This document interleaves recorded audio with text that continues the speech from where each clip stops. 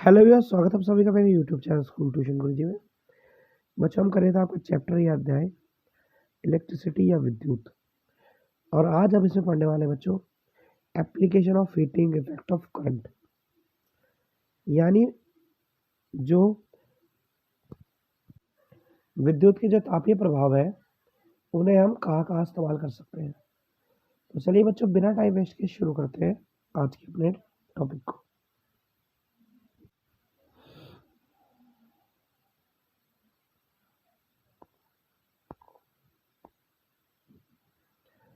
तो बच्चों, बेसिकली सबसे पहले बात आती है कि हीट आके जनरेट होती क्यों है।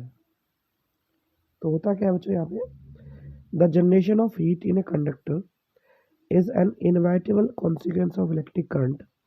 In many cases, it is undesirable as it converts useful electrical energy into heat.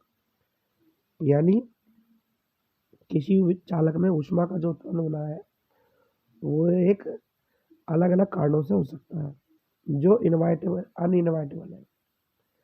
अब इसका उपयोग हो चाहे ना हो, पर कई केसेस में जनरेट होती है। दूसरी चीज क्या है बच्चों, in electrical circuits the unavoidable heating can increase the temperature of component and alter their properties. यानी कि होता क्या है बच्चों कि विद्युत सर्किट में अलग अलग कारणों से हीटिंग इफेक्ट हो सकता है, कई कई कारणों की वजह से हो सकता है, और ये उनके गुणों को कई बार बदल भी सकता है। लेकिन जब हम बात करते हैं heating effect of electric current की, तो उसके कुछ बेसिक एप्लीकेशंस भी हैं जो हम यूज़ करते हैं। अब जैसे इलेक्ट्रिक लॉन्ड्री आयरन हो गया, टोस्टर हो गया, ओवन हो गया, इलेक्ट्रिक केटल हो गया, इलेक्ट्रिक हीटर हो गया, बल्ब हो गया, इलेक्ट्रिक फ्यूज़ हो गया, और अभी जो आप यूज़ कर रहे हैं इलेक्ट्रिक हीटर, इलेक्ट्रिक रोड, या एक ब्लोअर जो आप यूज़ कर रहे हैं खासकर अपने आप को थोड़ा सा गर्म रखने के लिए सर्दियों के टाइम में। तो ये सब चीज़ें क्या है बच्चों, ये बेस्ड है हीटिंग इफेक्ट ऑफ करंट या Joule's heating effect of current पे। ठीक है बच्चों, तो ये क्या है, प्रैक्टिकल एप्लीकेशन है जो हम यूज़ कर रहे हैं हीटिंग इफेक्ट में। अब इसमें एक छोटा सा कॉन्सेप्ट और आता है बच्चों इलेक्ट्रिक पावर का, क्योंकि जब हीट प्रोड्यूस हो रही है तो इलेक्ट्रिक पावर का भी कॉन्सेप्ट समझना जरूरी है। होता क्या है कि heat produced by a device और circuit over a period of time is known as electric power, यानी किसी उपकरण या सर्किट द्वारा एक निश्चित अवधि में उत्पन्न ऊष्मा को विद्युत शक्ति के रूप में जाना जाता है। अब जो एसआई यूनिट है बच्चों उसकी है वाट।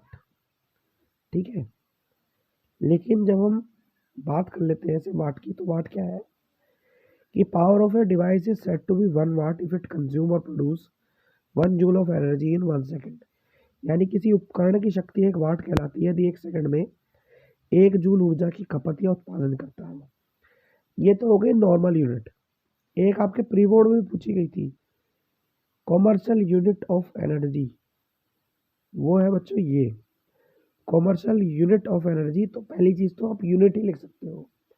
जो आपका बिजली का बिल आता है, आपने ध्यान दिया हो, वो आपको बोलते हैं कि 400 यूनिट आ गई, 200 यूनिट आ गई, या 50 यूनिट आ गई, 100 यूनिट आ गई। तो जो यूनिट है वो यूनिट यही है। लेकिन जब उसको बराबर करने की बात आती है तो वो आता है किलोवाट आवर में। और 1 किलोवाट आवर को अब जब आप करेंगे, निकालेंगे बच्चों, यानी 1 किलो वाट आवर, जो कि बराबर हो जाएगा 1000